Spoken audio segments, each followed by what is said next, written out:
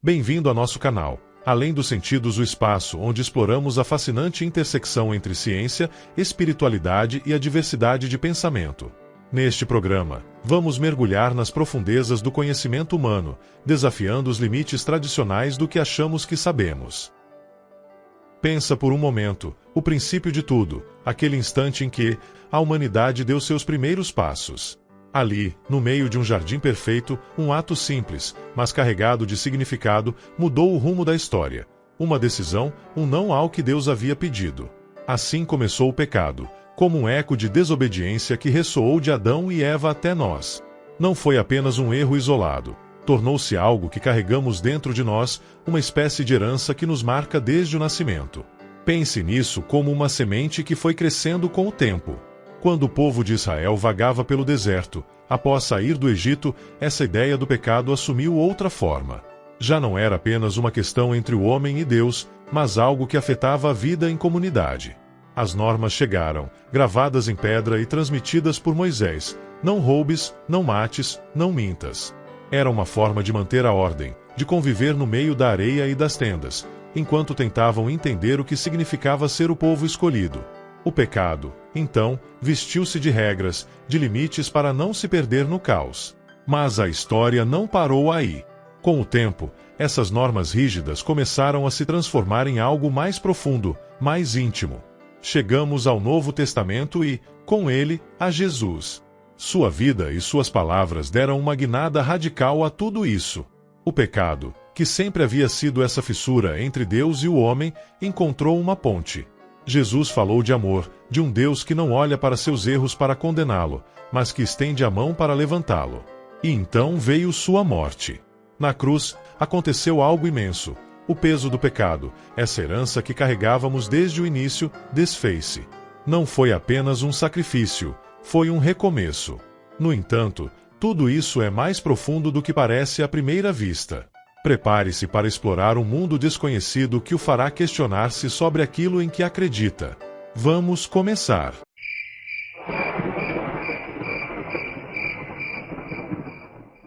Neste segmento, veremos como o conceito de pecado evoluiu desde a desobediência a Deus, passando pelas normas de convivência no deserto, até chegar ao exercício do amor espiritual, com Jesus como ponto de inflexão. Sua morte na cruz, no Novo Testamento, enfatiza o amor universal de Deus, convidando-nos a fazer do amor o propósito de nossa alma. A analogia da escala de valores nos mostra que o pecado é tudo o que nos faz descer nessa escada, diminuindo nossa vibração e nos afastando de Deus, enquanto o amor nos eleva em direção a Ele. Assim, viver plenamente é escolher o amor a cada passo, aproximando-nos da luz que reside no topo. Desde essa perspectiva, o pecado deixou de ser apenas uma lista de não faças isso para se tornar um convite a viver de outra forma. A doutrina de Jesus não foca na culpa, mas no amor, um amor que não distingue entre ricos ou pobres, santos ou pecadores. É como se dissesse que a vida espiritual não se trata de cumprir um regulamento religioso, mas de algo maior, algo que transcende as paredes de uma igreja. No fim, o catolicismo vê o pecado como essa separação que podemos superar, não com esforço próprio, mas com a certeza de que há um Deus que, apesar de tudo, sempre busca uma forma de nos aproximar novamente dele. É interessante observar como o conceito de pecado evoluiu ao longo da história, desde um ato de desobediência direta a Deus até uma noção mais profunda vinculada ao amor espiritual e à energia da alma. A seguir, desenvolverei este argumento passo a passo, explorando sua transformação, o papel de Jesus como ponto de inflexão, o propósito da alma e a analogia da escala de valores que redefine o pecado como uma perda de energia que nos afasta de Deus. 1. A evolução do conceito de pecado. O pecado, em sua origem, era entendido como um ato de desobediência a Deus. Nos relatos bíblicos mais antigos, como o de Adão e Eva no Gênesis, o pecado era uma transgressão clara, desobedecer a uma instrução divina específica, neste caso, não comer do fruto proibido. Era uma linha simples entre o permitido e o proibido, um reflexo da relação direta entre o ser humano e seu Criador. Mais adiante, com o povo de Israel vagando pelo deserto após o êxodo do Egito, o conceito de pecado se ampliou. Ali, as normas divinas, como os 10 mandamentos, não apenas regulavam a relação com Deus, mas também a convivência entre as pessoas. Mandamentos como não matarás, não roubarás ou não darás falso testemunho buscavam manter a harmonia em uma comunidade nascente. O pecado, então, passou a ser também uma falta contra o próximo, uma ruptura da ordem social necessária para sobreviver em circunstâncias difíceis. No entanto, a mudança mais significativa ocorre com a mensagem de Jesus, que leva o conceito de pecado para o âmbito do amor espiritual. Sua vida, ensinamentos e, principalmente, sua morte na cruz marcam um ponto de inflexão. Jesus enfatizou o amor como o núcleo da relação com Deus e com os outros, dizendo coisas como ame o seu próximo como a si mesmo. Seu sacrifício, segundo a fé cristã, não apenas redimiu a humanidade do pecado, mas redefiniu este como uma falta de amor, uma falha em viver plenamente o mandamento de amar sem distinções. O pecado como perda de energia. Nesta perspectiva, o pecado deixa de ser apenas uma desobediência ou uma falta moral para se tornar qualquer ação que gera perda de energia e nos afasta de Deus. Não se trata de um castigo imposto de cima, mas de uma consequência natural de nossas escolhas. Cada vez que optamos pelo ódio, a crueldade ou a indiferença, reduzimos nossa vibração, desconectamos-nos da luz e mergulhamos na escuridão. Por outro lado, cada ato de amor, uma palavra gentil, um gesto de perdão nos eleva na escala, aproximando-nos da harmonia divina. O pecado, então, não é um conceito estático nem um simples registro de erros. É dinâmico, está vivo em nossas decisões diárias e mede-se pelo seu impacto em nossa energia espiritual e nos outros. O desafio da alma é subir essa escada, superar as barreiras do ego e crescer em direção ao amor máximo. 3. O propósito da alma: crescer em amor. Nesta perspectiva espiritual, o objetivo da alma é claro: crescer em amor. Esse crescimento não é apenas moral, mas também energético. Propõe-se que a alma tenha uma vibração, uma qualidade que aumenta quando agimos com amor e diminui quando fazemos o contrário. As ações que a religião identifica como pecados, especialmente aquelas que prejudicam outros seres vivos, como a violência, o egoísmo ou a indiferença, vão contra esse propósito. Não são meras faltas em uma lista de regras, mas obstáculos que impedem a alma de elevar-se ao seu potencial mais alto. Por exemplo, mentir ou ferir alguém não apenas viola uma norma ética, mas cria uma desconexão, um peso que afeta tanto quem pratica quanto quem recebe. Já um ato de bondade ou compaixão fortalece essa vibração, aproximando-nos de uma plenitude espiritual. A analogia da escala de valores. Para ilustrar essa ideia, imagine uma escala de valores que mede o amor e seu impacto em nossa energia espiritual. Amor nulo. Na base da escala está a ausência total de amor. Esse estado associa-se a uma vibração mínima, um ambiente denso, pesado e escuro, reminiscente do inferno cristão. É um lugar de desconexão, onde o egoísmo e a dor predominam, afastando toda a luz e harmonia. Amor máximo. No extremo oposto, no topo, está o amor em sua expressão mais pura. Aqui, a vibração é altíssima, cheia de energia, luz e paz, semelhante à ideia do céu. É o estado de união total, onde não há barreiras entre a alma e o divino. Deus. Como máxima expressão do amor, Deus ocupa o ponto mais alto dessa escala. Representa a fonte de toda energia positiva, o ideal ao qual a alma aspira. Nessa analogia, o amor age como motor que eleva nossa vibração, enquanto o pecado é o que nos faz descer, como um lastro que nos afunda na densidade. O pecado nas religiões não abraâmicas. Em vez de pecado, essas tradições falam de consequências naturais, karma, desequilíbrio, responsabilidade pessoal e comunitária, recuperar a harmonia, com rituais, meditação ou ações corretivas. Não há um julgamento eterno, mas um caminho de aprendizado e reconexão com o sagrado, a natureza, o universo ou o ser interior. Nas religiões não abraâmicas, como hinduísmo, budismo, taoísmo, shintoísmo, religiões indígenas, etc., o conceito de pecado como entendido no cristianismo, islamismo ou judaísmo não existe da mesma forma. No entanto, há ideias similares que focam em equilíbrio, harmonia e consequências naturais. Explico de forma simples. Budismo. Não há um pecado contra um Deus, mas existem ações prejudiciais, baseadas em ódio, cobiça ou ignorância. Essas ações prendem você ao samsara, ciclo de sofrimento e reencarnação. O foco está em purificar a mente por meio da compaixão e do caminho óctuplo, meditação, ética, sabedoria, para alcançar o nirvana, liberação do sofrimento.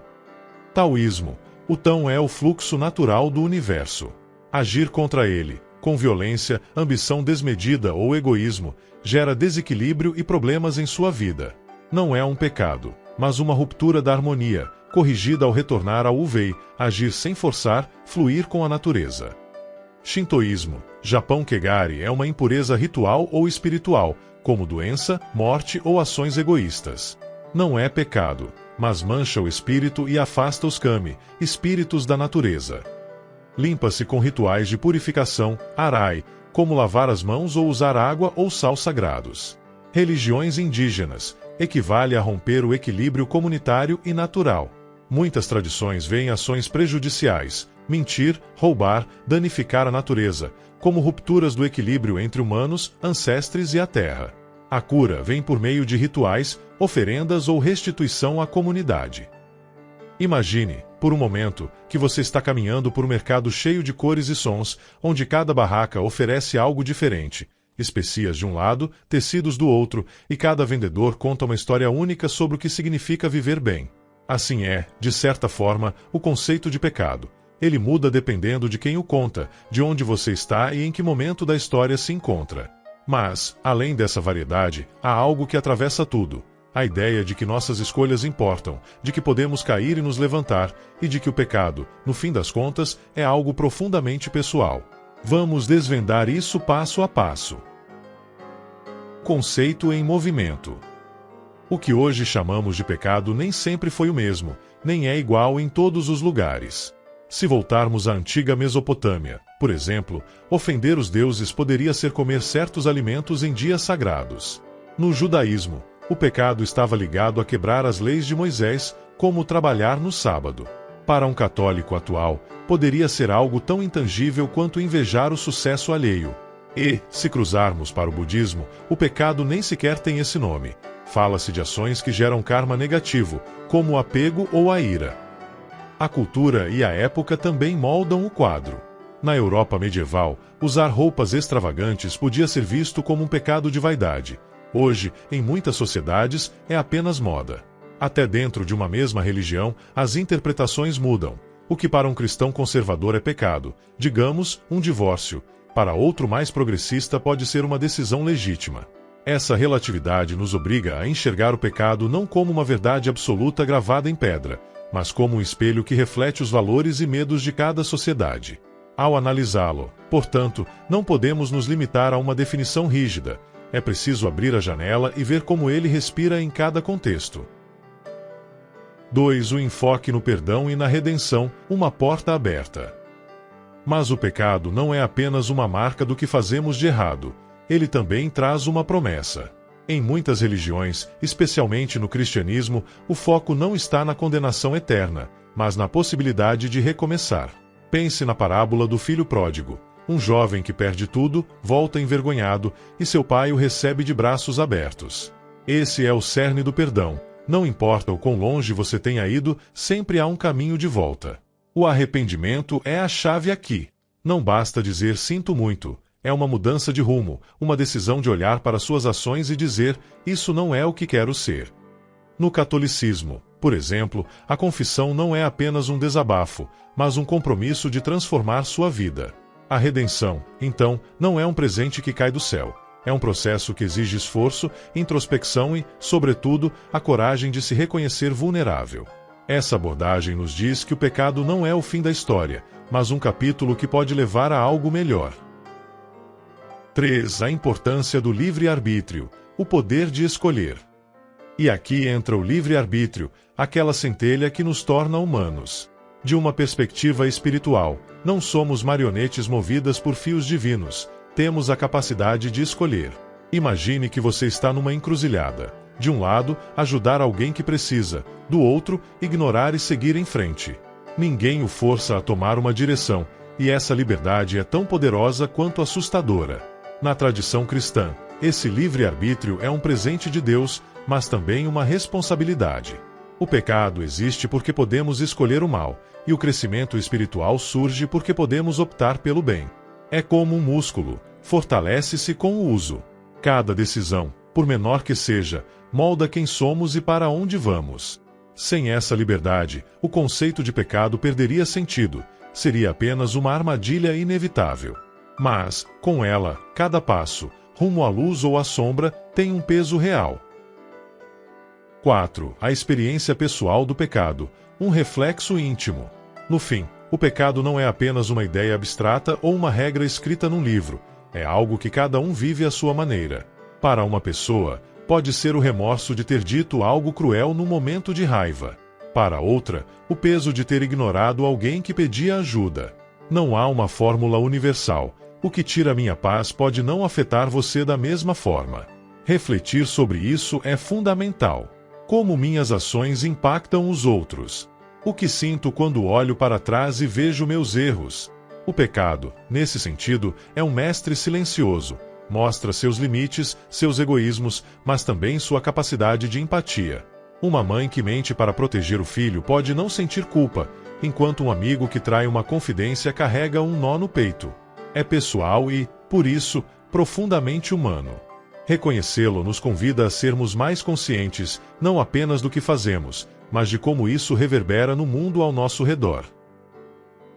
O erro como base do aprendizado. Quando cometemos erros, identificamos nossas limitações, ajustamos nosso foco e adquirimos novas perspectivas. Por exemplo, uma criança aprende a andar caindo várias vezes. Cada tropeço a ensina a se equilibrar melhor. Em um sentido mais amplo, os erros são inerentes ao processo de desenvolvimento humano e, por extensão, ao processo de evolução da alma. Em vez de serem obstáculos, são degraus que nos permitem avançar. Como veremos adiante, este argumento apresenta uma visão holística e libertadora da existência espiritual. O erro é uma ferramenta essencial para o aprendizado, não um defeito que mereça castigo. No plano material, o castigo tem uma função prática, mas no plano espiritual, onde a alma evoluir, ele não faz sentido. Não existe karma nem dívidas cósmicas, há apenas ações, consequências e intenções que nos guiam rumo a uma maior compreensão. Uma consciência superior amorosa supervisiona esse processo e, embora possamos nos desviar, não somos penalizados, mas continuamos aprendendo em um contexto atemporal, onde cada experiência tem valor intrínseco. Essa perspectiva nos convida a ver a vida não como uma série de julgamentos, mas como uma oportunidade contínua para crescer e transcender. O castigo no plano material. O castigo funciona como um mecanismo prático para guiar o comportamento e promover a evolução das almas. Nas sociedades humanas, leis e sanções existem para dissuadir ações que prejudicam outros e manter uma ordem coletiva. De uma perspectiva espiritual, essa crença no castigo pode ser útil porque fornece uma estrutura que ajuda as almas a refletir sobre suas ações e a se alinhar com virtudes como empatia ou responsabilidade. No entanto, o argumento sugere que essa utilidade é limitada ao plano material e não transcende a níveis mais profundos de existência. A alma está em um processo contínuo de aprendizado, e cometer erros é uma parte natural e inevitável desse processo. Se o objetivo da alma é evoluir por meio de experiências, castigá-la por cometer erros seria contraditório, como repreender um aluno por não saber algo antes de aprendê-lo. Cada vida é uma experiência única projetada para ensinar lições específicas, não para punir falhas. Essa visão implica uma perspectiva mais compassiva e pedagógica do desenvolvimento espiritual, distante de noções de retribuição. Essa consciência, descrita como sábia, amorosa e de alta vibração, avalia nosso progresso sem nos julgar a partir de uma ótica de bem ou mal absolutos. Em vez de impor castigos, essa entidade superior cria experiências que nos desafiam e nos ajudam a crescer. Por exemplo, uma dificuldade na vida pode ser interpretada não como uma punição, mas como uma oportunidade para desenvolver resiliência ou compreensão.